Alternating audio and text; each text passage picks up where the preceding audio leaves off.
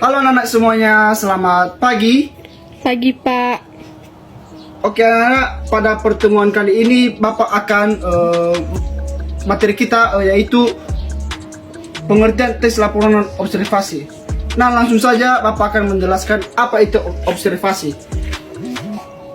Observasi adalah merupakan jenis teks yang berisi informasi secara umum tentang sesuatu berdasarkan fakta dan hasil pengamatan. Sederhananya, teks laporan ini observasi merupakan hasil pengamatan langsung ke lapangan untuk mengetahui dan menemukan informasi yang ada. Secara singkatnya anak-anak, pengertian teks laporan observasi ini adalah kegiatan kunjungan atau kegiatan pengamatan seseorang. Nah, itu dulu yang dimaksud dengan pengertian laporan observasi. Oke anak-anak, sekarang kita masuk pada ciri-ciri teks laporan hasil observasi. Yang pertama, bersifat objektif dan universal. Artinya anak-anak, saat kita mengerjakan objektif dan universal ini adalah secara tidak berapapun atau imajinasi seseorang anak-anak ya. Dan yang berikutnya objek tunggal. Lalu ditulis secara lengkap dan sempurna. Artinya anak-anak, saat kita melakukan teks laporan hasil observasi ini, kita harus menulisnya secara lengkap dan sempurna. Kita jangan asal menulisnya saja, asal sudah.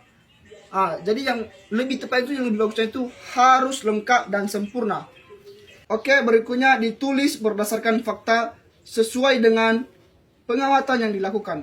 Artinya anak-anak, saat kita melakukan teks laporan observasi ini, dia fakta dan pengamatan kita. Dan berikutnya informasi teks merupakan hasil penelitian terkini yang sudah terbukti kebenarannya. Artinya anak-anak semuanya, teks laporan hasil observasi ini terbukti pengamatannya dan kebenarannya. Dan anak-anak, sekarang kita masuk pada struktur teks laporan hasil observasi. Dan ada macam-macam teks laporan hasil observasi ini. Yaitu yang pertama anak-anak, pernyataan klasifikasi umum. Nah, artinya anak-anak, kita bisa mengenalkan secara umum tentang objek apa yang kita akan teliti dan latar belakangnya. Dan yang keduanya anak-anak, deskripsi. Kita bisa mengabarkan hal khusus yang kamu dapat secara langsung dalam pengamatan mengenai objek. Dan yang berikutnya, kesimpulan atau penutup. Sebagai penutup laporan, kita bisa menambahkan kesimpulan yang sifatnya opsional. Artinya kesimpulan ini tidak menjadi sebuah keharusan untuk dicantumkan. Nah, adapun anak-anak, contoh dari teks laporan observasi ini adalah yaitu buku. Ini contohnya buku.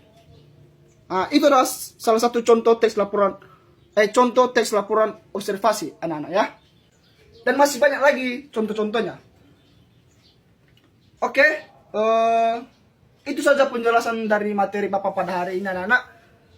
Dan semoga anak-anak semua dapat mengerti yang Bapak jelaskan pada pertemuan kali ini.